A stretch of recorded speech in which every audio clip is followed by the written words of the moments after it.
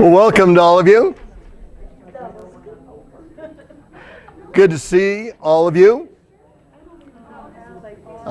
We are recording things, as you can see, and Bob Nix is doing an incredible job.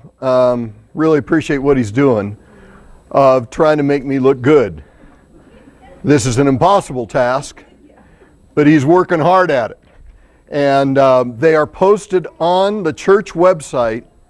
The first two are not very good because Bob wasn't working on them, but the third one they improve, and I understand the fourth one's even better. They're using 3 cameras because they realized that they told me to stand. For the first one, they just had one camera and they just said stay in one spot. And that ain't going to happen. That ain't going to happen. So now they've got 3 cameras so they can catch me at all angles and you can do different shots. And it's actually looking really good. I mean, this could get impressive. I don't know. In any case, if you're trying to reach me, Kim Natale, Kim_Natale at hotmail.com. My name is Kim Natale. Last week we had a lot of fun. We talked about the seals, the 6 seals being opened, actually 7. But we realized that the 7th opened some other things. We realized that the seals are those things that really apply to a Christian. It's really the unfolding of God's plan for Christians. And we also looked at the 144,000. And you remember I spent a lot of time on the 144,000 and who they were. Remember, the 144,000 represent the believers, the followers, the people who are committed to God in both the Old Testament and New Testament. So that's the 144,000. Now after I got through that, I thought, man, I never talked about why it's 144,000. Well, that's really minor. You need to know what the 144,000 are because really there's millions. Remember, it's not a number. But I should talk about the symbol of that for a minute. So before we start, I'll do the symbol of that. How do we get to 144,000? Well, remember what we've done to get to 7. Remember that for 7, 3 is spiritual completeness.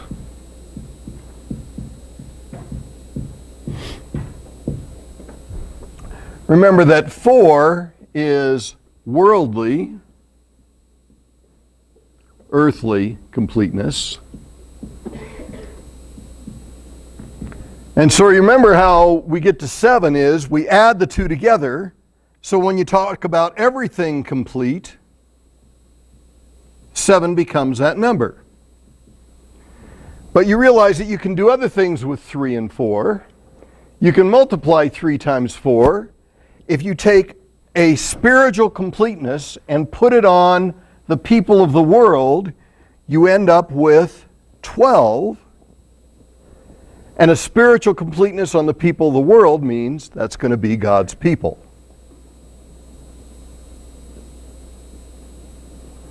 So we have 12 in the Old Testament, the 12 tribes of Israel representing God's people. And we have 12 in the New Testament representing God's people in the New Testament with the 12 apostles, okay? Now, we can play the same game with 12. We can do just like we did here. We can add them together. 12 plus 12, we get 24. And we saw the use of 24 earlier in the book of Revelation, didn't we? When we had the 24 elders at the throne. But you can multiply the 12 times the 12.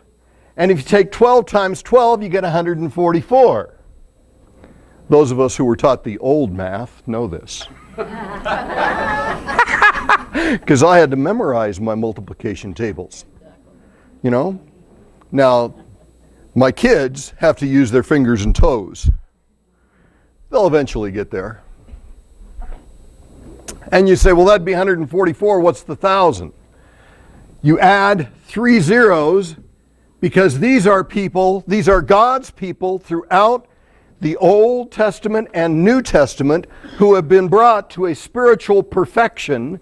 That's why you add 3 zeros. Make sense? So that's how you arrive at the number. So that's the thinking for the numbers. But thinking about what the numbers symbolize is far less important than knowing that what they really stand for. They really stand for God's people. And so when we say the Lamb is at the center of the throne as their shepherd, He'll lead them to springs of living water. God wipes every tear from their eyes. We say that is happening right now to those of us who are Christians. Had a person come to my door the other day who tried to convince me that the 144,000 were not what I say they are.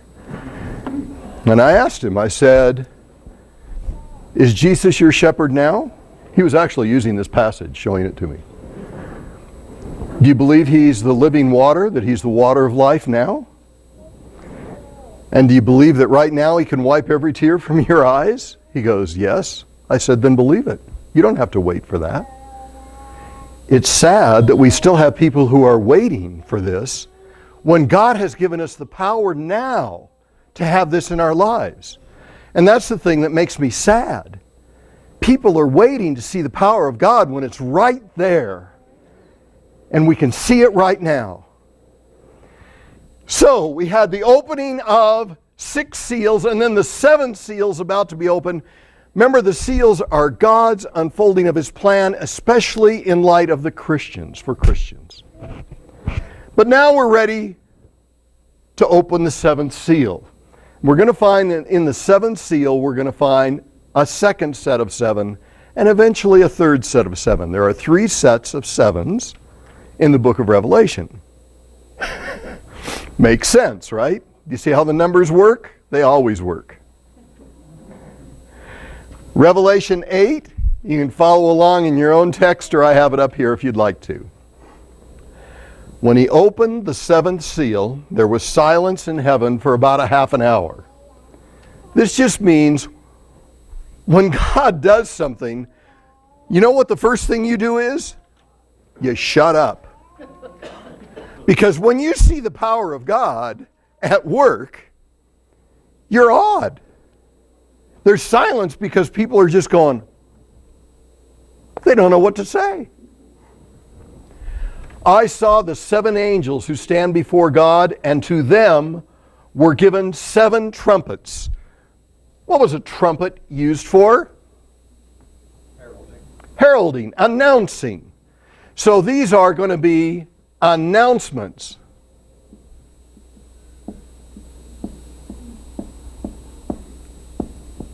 They're pay attention.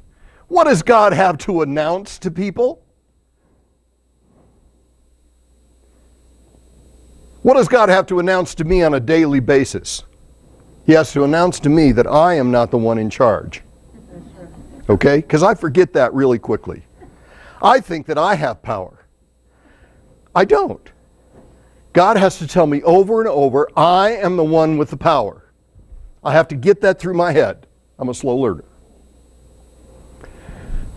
Another angel had a golden censer. These are the things like you see people, the priests swinging sometimes with the smoke coming out of them. He came and stood at the altar. He was given much incense to offer, which are the prayers of the saints, on the golden altar before the throne. The smoke of the incense, together with the prayers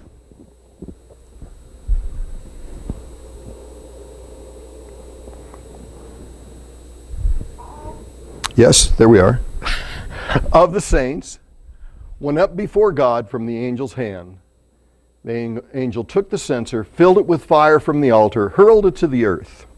So now what we have is this picture of the prayers of the saints. What are the things the saints are most interested in God showing people? What are you most interested in God showing people? That God is God. So when your main prayer is, God, make your power known in this world. God, show where the kingdom is. God, your kingdom come, your power be shown throughout the world. Isn't that what we're saying? That's our prayer. And so our prayers in this picture go up like incense before God, and God then takes those and says, I will show my power on the earth. I hurl it to the earth. Got it? Now, when it comes to the earth, peals of thunder, rumblings, flashes of lightning, and an earthquake. None of those are meant to be literal. What's he saying? When God announces to the world he's in charge, is it something you can ignore? No. So you're going to see the power of God, and that's just pictured in these kinds of things. Then the 7 angels who had the 7 trumpets prepared to sound them. In other words, we're going to see 7 announcements from God, a complete announcement from God.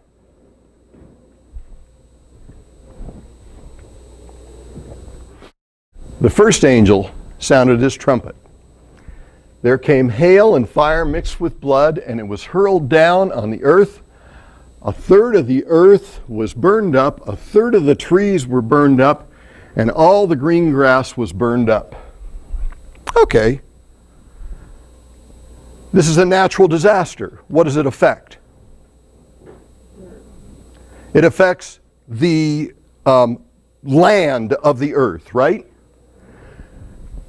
In other words, to announce that God is God, what's the first thing that he does? He uses land disasters.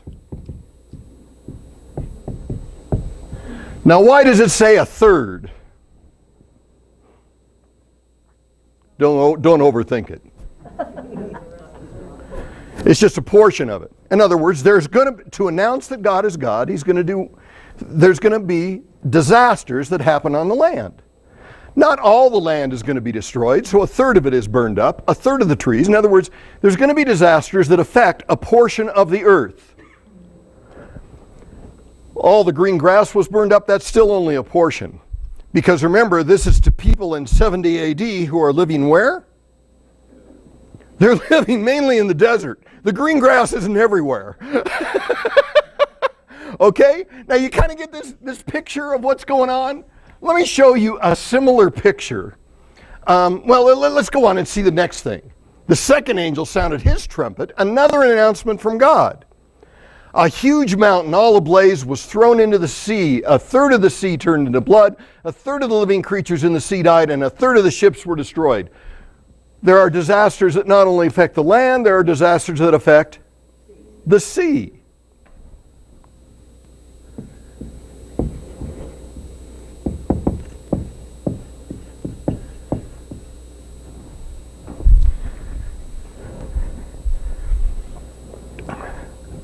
Third angel sounded his trumpet. A great star, blazing like a torch, fell from the sky a third of the rivers, and on a third of the rivers and on the springs of the water. The name of the star is wormwood. Wormwood means bitter, bitter. A third of the waters turned bitter, and many people died from the waters that became bitter. What does this disaster affect? Fresh water.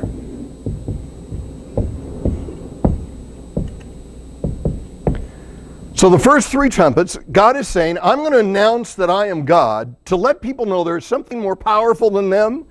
Things will happen to the land, to the sea, and to fresh water, and those will continue to go on. Our purpose is to answer your prayers. You asked people to show that there was a powerful God. So God gave us these things to realize that God is God. Is this making sense? It might be fun to go to another place. And that place that I want to go to is Zephaniah 1:13. Their goods shall be plundered, their houses laid waste. Though they build houses, they shall not inhabit them. Though they plant vineyards, they shall not drink wine from them. The great day of the Lord is near, near and hastening fast. The sound of the Lord is bitter. We saw that, didn't we? Bitter, wormwood, bitter. The sound of the Lord is bitter. The mighty man cries aloud there. A day of wrath is that day, a day of distress and anguish, a day of ruin and devastation, a day of darkness and gloom, a day of clouds and thick darkness, a day of trumpet blast and battle cry against the fortified cities and against the lofty battlements. I will bring distress on mankind, so they shall walk like the blind because they have sinned against the Lord. Their blood shall be poured out like dust and their flesh like dung. Neither their silver nor their gold shall be able to deliver them on the day of the wrath of the Lord. In the fire of his jealousy, all the earth shall be consumed. A full and sudden end he will make of the inhabitants of the earth. That is exactly what he's saying here. Now I want you to think about this. He's talking about the day of the Lord and the whole earth will be consumed. Whole earth never means whole earth. It's an exaggeration. It's the way we talk. Who is he talking about here? Oh, you may not know. You may not have memorized Zephaniah. In case you haven't memorized Zephaniah, let's back up and see who he's saying this applies to. Oh, let's back up just a little bit here. Zephaniah 1:4, I will stretch out my hand against Judah and the inhabitants of Jerusalem. That's who he's talking about. This is a prophecy against Judah and Jerusalem, but notice how he talks. To somebody who was casual and not thinking about this, they would think he's talking about the end of time, right? This has nothing to do with the end of time. It has to do with the destruction of Jerusalem. Exactly like these things that people want to say have to do with the end of time, have nothing to do with the end of time. Because God right now is trying to show his power to people, isn't he? And to show his power to people, he allows these things to go on. I'm going to prove to you that this isn't the end of time in a minute, because the scripture, this revelation actually says it. But I wanted you to get the flavor of this. I wanted you to get the flavor where somebody would say to me, well, Kim, this says all the earth is consumed. To them, it seemed like all the earth was consumed. It's from their perspective. You getting this picture? Some of the flood victims that's getting cleaned up now are experiencing that right now, and neighbors are seeing Christians help the cleanup, and some of them are now going to church and accepting Christ. Isn't that amazing? That what he said was that the flood victims now are seeing that and recognizing that, because God is using the trumpets today. Don't wait for the end of time for these things to happen. Let's go on.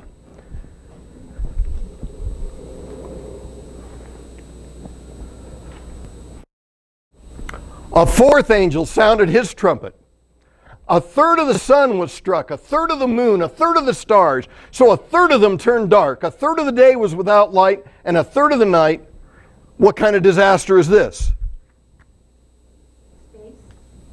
Things are falling on you from space. The disaster, the dinosaurs knew this well, right? Right? They go, there are things, you're going to have meteorites, you're going to have stuff that falls on your head. It's going to seem like the sky is falling. I don't want to call this the Chicken Little kind of thing, but the sky falls. So you got to deal with that too. As I watched, I heard an eagle that was flying in midair. Eagle. Better translation of that. By the way, if you're using King James, that says angel, but more modern text than the King James, more reliable text now than the King James had available when they translated it, came to eagle, and eagle actually is buzzard. Okay? We think of eagle as a majestic bird, the symbol of our country, but actually it's a scavenger. So think of this. Now I see a buzzard flying in midair. Woe to the inhabitants of the earth because of the trumpet blasts about to be sounded by the other three angels. We've only heard 4 trumpet blasts, right? But he's going, the buzzard is already circling because there is more death and destruction to come. He's going, I'm ready to eat. Chapter 9. You okay so far? Okay, we're having fun. The 5th angel sounded his trumpet. I saw a star that had fallen from the sky to the earth. The star was given the key to the shaft of the abyss. When he opened the abyss, smoke rose like the smoke from a gigantic furnace. The sun and sky were darkened by smoke from the abyss, and out of the smoke locusts came down upon earth that were given power like that of scorpions of the earth. They were told not to harm the grass or the earth or the plant or the tree, but only those people who did not have the seal of God on their foreheads. Now, the first four, who did these affect? Everybody. But this one does not affect everybody. That's going to give us a clue as to what it is. It doesn't affect everybody. Who doesn't it affect?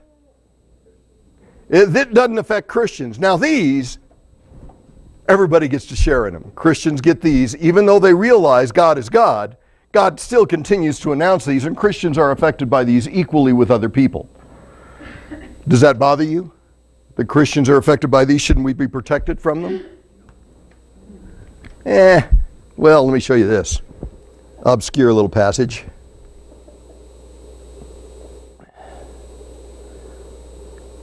Obscure because it's a portion of Luke that we hardly ever read. I love this passage in Luke. Luke 13:1. There were some people present at that very time. They're talking to Jesus, who told him, Jesus, about the Galileans whose blood Pilate had mingled with their sacrifices. He answered, do you think these Galileans were worse sinners than all the other Galileans because they suffered this way? No, I tell you, unless you repent, you will all likewise perish. Or those 18 on whom the tower in Siloam fell and killed them, do you think they were worse offenders than all the others? No, I tell you, unless you repent, you'll likewise perish. In other words, you're walking down the road and a building falls on you, a tower. Is it because you are a sinner? No, you're in the wrong place at the wrong time. Whether you're a Christian or not, Jesus says, some things just happen. Just because you're a Christian, you're not protected from these things. Bad things will still happen to you, but there is one bad thing that I'm going to protect you from. That's what we're interested in seeing. Let's go back to our passage.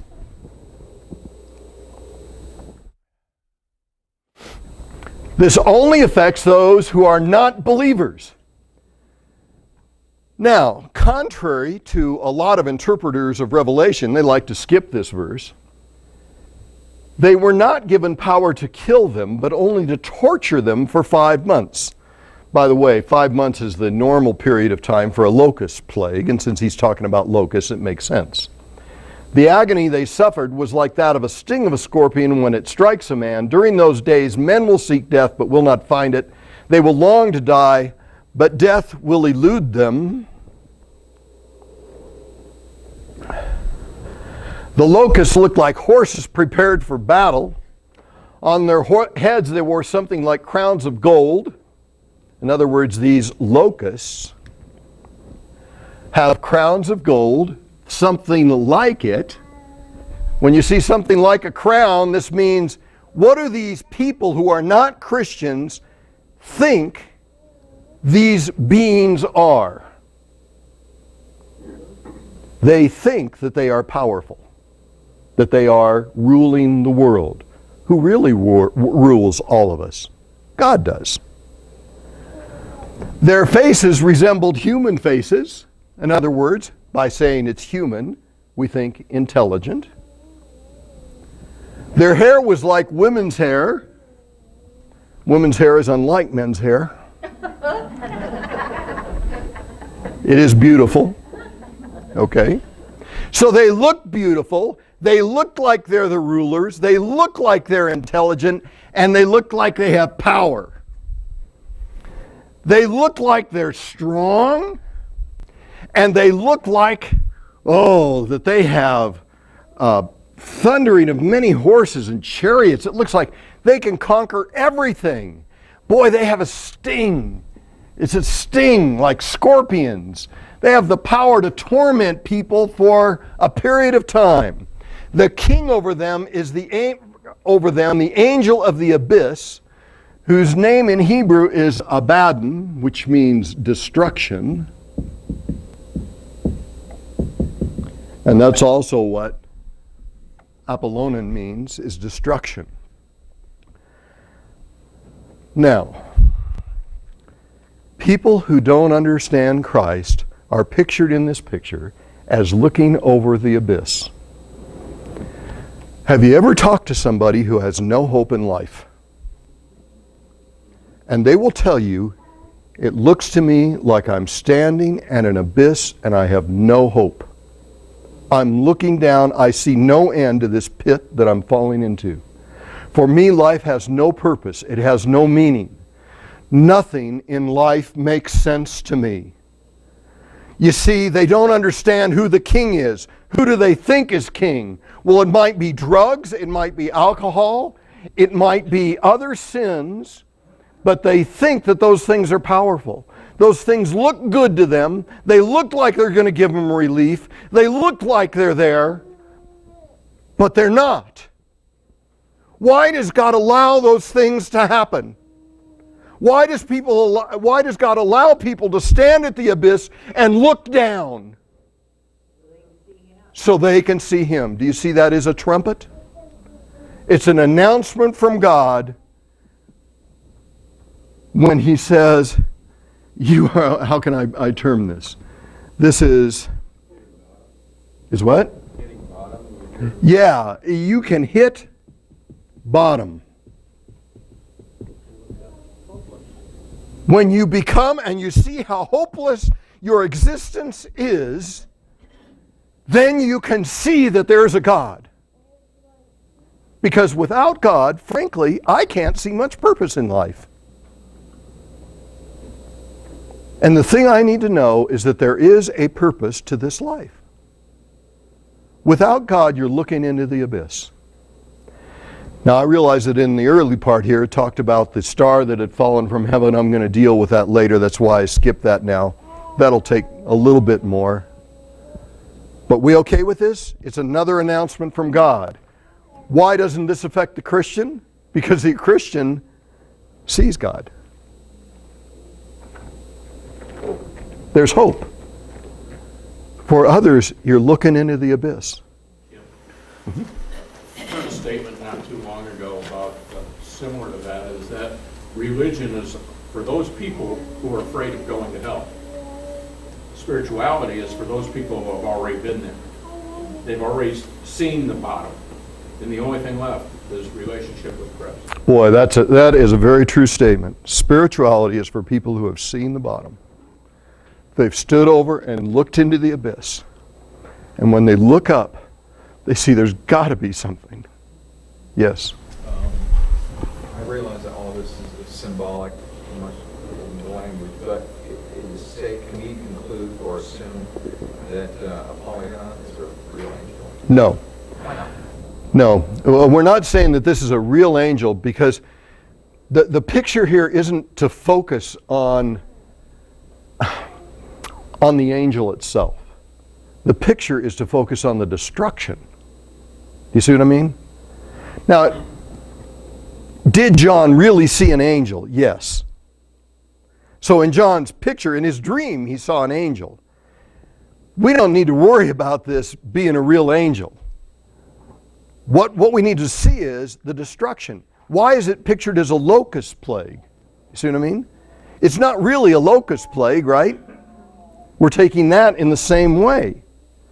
You don't think that's a reference to Satan in some way? I think there is a reference to Satan in here, because I think that Satan is indeed the one who looks like he is crowned, but I don't think the point of the passage. Yeah, I think Satan is in here, but I don't think that's the point of the passage. The point of the passage is that people allow that destruction comes into their life because they put other things first, and that is what Satan is doing.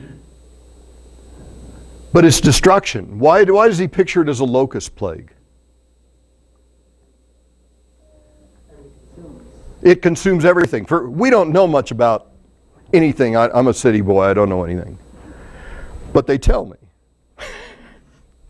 that if you're a farmer and the locusts come, a locust plague is one of the most destructive things you can see.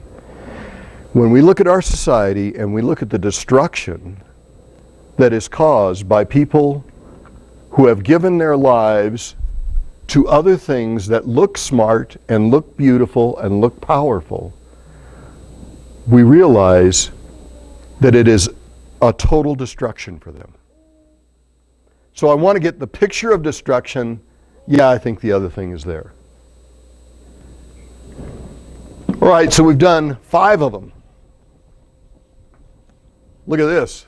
It says, the first woe is past. What's the name of a horse mentioned in the Bible? Little joke for you here. Is me. Yeah, because woe is me. Okay. Yeah, very, very little joke, thank you. Okay. The first woe is past. That's the first woe. All these other things are terrible, but this is the first woe. Let's look at the second woe. 2 other woes are yet to come. The 6th angel sounded his trumpet. I heard a voice coming from the horns of the golden altar that's before God. What's our symbol for horns? What does that mean? Power. In other words, coming right from the powerful section of God.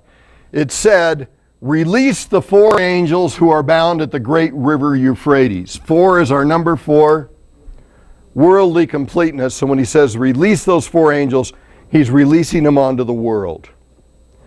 The 4 angels who had been kept ready for this hour and day and month and year were released to kill 1/3 of mankind. We're back to 1/3 of mankind. That means not everybody's going to be killed. The number of mounted troops was 200 million. I heard their number. We don't care about the number. That's not important. Numbers are never really important to us. What's the point of, if an army's coming at you and somebody says there's 200 million guys out there, what do? You go, this looks bad. Right? This looks bad. There's 200 million of them, okay? So what we're saying is this is war. Does war affect Christians? Yes. But the 6th thing that God allows is war. It's only 1/3 of mankind. Not everybody's killed in wars, but Christians and non-Christians are killed in wars. It's a terrible thing that happens when we kill ourselves. Look at this, how he describes him. The breastplates were fiery red, dark blue, and yellow as sulfur. All these are symbols of war. I mean, these are symbols that are scary. They have heads of lions, smoke and sulfur coming out of their mouths. Do you see the picture that is being given here? 1/3 of mankind, that means not everybody, was killed by the 3 plagues of fire, smoke, and sulfur that came out of their mouths. The power of the horses was in their mouths and in their tails. Their tails were like snakes, having heads with which they inflict injury. The rest, okay, we're all going to be subject to wars. It's unfortunately the leadership of nations that often does this to us, but it's the non-leaders who are the ones doing the killing. Okay? Now, how do I know that none of these are describing the end of time? All you got to do is read the text. Look what it says in verse 20. The rest of mankind that was not killed by these plagues. Well, if there's a rest of mankind, this isn't the end of the world, is it? This has nothing to do with the end of the world. This is going on right now because God is trying to say that He's God. You want to see that He's trying to say that He's God? Look at this. These people, some are still alive. Look what they didn't do. They still did not repent of the work of their hands.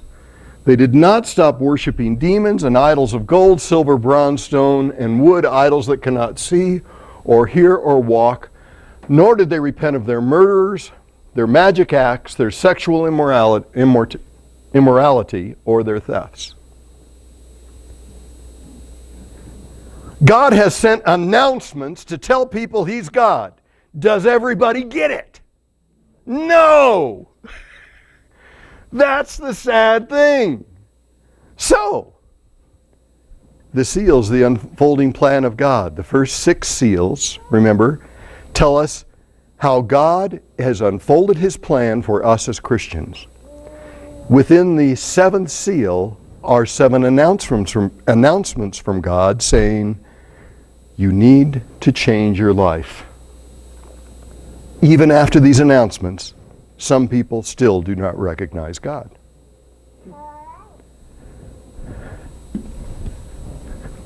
Chapter 10. I saw another mighty angel coming down from heaven. He was robed in a cloud with a rainbow above his head. His face was like the sun. His legs were like fiery pillars. What's the picture here? Whenever you see a rainbow, you think promise. He's robed with the promise of God. His legs are like fiery pillars. When you look at this picture now, what in your dream, what are you seeing? You're seeing strength and power. Here is an angel that comes down, and you're seeing this strength and power and the promise of God, and look what he's got. He's holding a little scroll which was open in his hand. He puts his right foot on the sea, his left foot on the land. It's interesting that those are the things that were affected before. He gives a loud shout like the roar of a lion. When he shouted, the voices of the 7 thunders spoke. What's the picture here? You're not going to ignore it, right? He's powerful. I was about to write, but I heard a voice from heaven say, seal up what the 7 thunders had said, and don't write it down. In other words, John, don't write this stuff down anymore, because I've already sent all my announcements to people, and what have they done with it? They've ignored it. John, I've had it with them. Don't write anything else down. They don't need anything else, because they already should know that there is a God.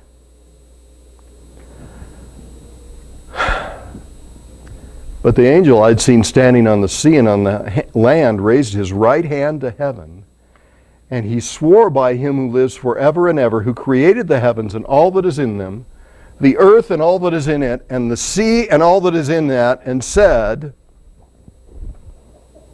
there will be no more delay. But in the days when the 7th angel is about to sound his trumpet, the mystery of God will be accomplished.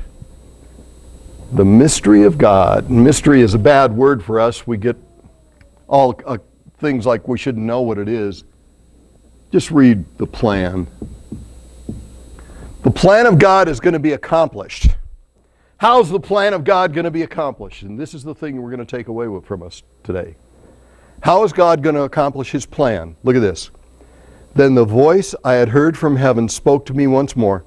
Take the scroll that lies open in the hand of the angel who is standing on the sea and on the land.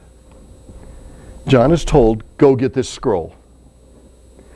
I went to the angel, asked him to give me the little scroll. He said, take it and eat it. It will turn your stomach sour, but in your mouth it'll be sweet as honey. I took the little scroll from the angel's hand and I ate it. It tasted as sweet as honey in my mouth, but when I had eaten it, my stomach turned sour. I was told, you must prophesy about many peoples, nations, languages, and kings. God has said, I am through announcing to people that I am God. I don't need to give you any more to say. But here's what you need to do. Eat this little scroll. What's a little scroll? It's the Word. Does this remind you of another happening? Oh, it reminds me of my friend Ezekiel. He is a good guy. A little bit crazy, but he was good. There's hope for you yet, honey. A little bit crazy. Ezekiel 3:1. Son of man. I love how God calls Ezekiel the son of man. Right? He always calls him the son of man. Because he doesn't want Ezekiel to think too highly of himself, right? He goes, hey, son of man, eat whatever you find here. Eat this scroll and go speak to the house of Israel. So I opened my mouth and he gave me this scroll to eat. Boy, this sounds a lot like John. Said to me, feed your belly with this scroll that I give you and fill your stomach with it. I ate it and it was in my mouth sweet as honey. Does that sound like John? Whoa, we got a parallel here. He said to me, son of man, go to the house of Israel and speak my words to them. In other words, you've digested my word. Your job is to go talk to the house of Israel. You are not sent to people of foreign speech and a hard language, but to the house of Israel. Not to many peoples of foreign speech and hard language whose words you can't understand. Surely if I sent you to such, they would listen to you. Oh man. But the house of Israel will not be willing to listen to you, for they are not willing to listen to me. Because all the house of Israel have a hard forehead and a stubborn heart. I have made your face as hard as their faces and your forehead as hard as their foreheads. So God sent Ezekiel to go talk to the people of Israel. Did he say you're going to be just incredibly successful? No! What did he tell him to do? Go talk to these people. Now, let's go back to Revelation and see the point of this.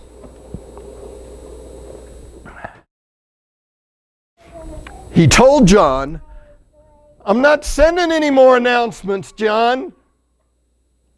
Stop writing down what I tell you. There's nothing else to write down. There's nothing else I can do to people to convince them that I am God. That's what he says. But then what does he do? He sends John to go to him. Now why does he say that when you eat the scroll it's sweet as honey in your mouth?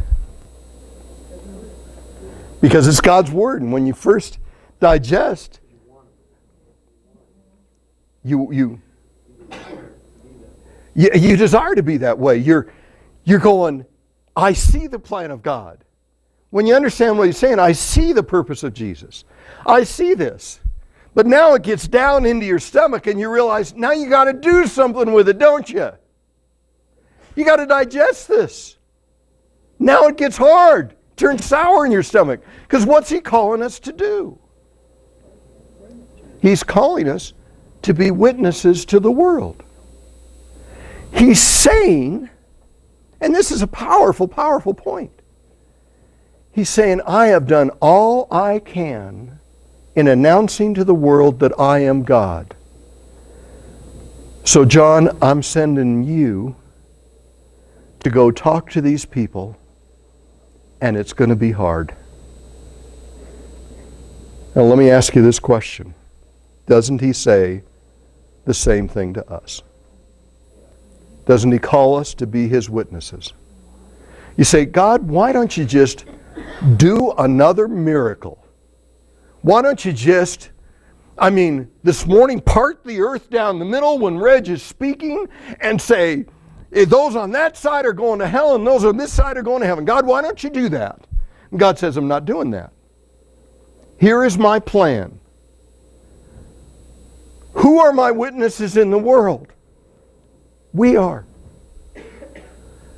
I want you as a witness, and I know that it's hard, but you got to talk to people about your faith. You have to, if you can't talk to them, you got to show your faith to people. Day in, day out, you got to show it to them. You know how hard that is? That's tough. Saying you're going to do it, like when you're baptized, it's sweet. But actually doing it? That is beyond comprehension. So I have a question. So in verse 11, when it says you must prophesy again about many peoples, nations, languages, and kings, it sounds to me like what he's saying is that you have to talk about them, not necessarily you have to talk about God. I'm just kind of being Right. Right. But what he's really saying is, yeah, you're telling people about many peoples. You're really saying, when you're prophesying about the nations and languages and kings, you're saying if you don't recognize that there is a God, then there are consequences. So that's, in a sense, the prophecies about them. Rob? Huh? Well, it sounds like a little bit to me that you say God wants us to do this. It sounds stronger than that. To me. Sounds like He needs us. And it almost sounds like He's telling us He can't. And those are two words that we don't like to hear God say. But if He makes 6 huge announcements like that and nobody listens, and He boils it down to saying, you human being, go do this, then if God's saying, at the very least, it sounds like He's saying, I can't without you. I think, and that, I'm glad you brought that up, because I didn't make that strong enough. You're exactly right. God is saying, I cannot accomplish my purpose without you being my witness in this world. There's also kind of a parallel back to Moses and the exile of the Exodus, and people like Rahab and the kings who saw the Israelites coming. They feared, they respected God, and yet the first generation of the people coming out of Egypt, they had to wander around the wilderness for 40 years because they didn't really get it. See, now, and that's a really important thing, that there's a strong parallel to the Exodus story. If you follow the Exodus story with what God did to get the people free, this parallels that. Because of that parallel, to a Jew in 70 AD reading this, to a Christian, they would see that right away. For us, it just doesn't pop to our mind the way it did for them. The strength of the argument here is, we are called to be faithful witnesses of God in our lives. Jesus basically said the same thing in John when he said, I tell you the truth, you're not looking for me, not because you saw miraculous signs, but because you ate of the loaves and had your fill. He's like, it doesn't matter how many miracles I do, that's not the issue. Oh, that is a powerful point. You're following me because you ate of the loaves and had your fill, but you're not listening to me. People will not listen to God,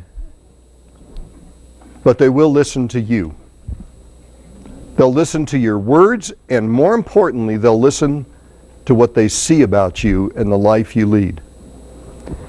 Our call is to live a life of faith, not just for ourselves, but because we want God to accomplish His purpose, which is that all people will be saved.